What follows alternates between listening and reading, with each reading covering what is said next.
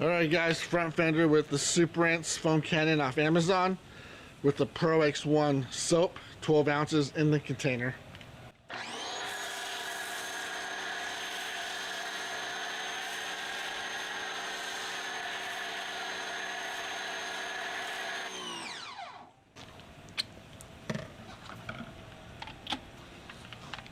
Back half of the car, same soap, chemical guys.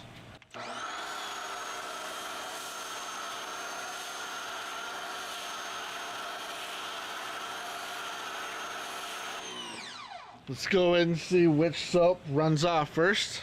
Alright guys, so I would say the runoff is pretty darn even, honestly. That front half fender, different curves of course.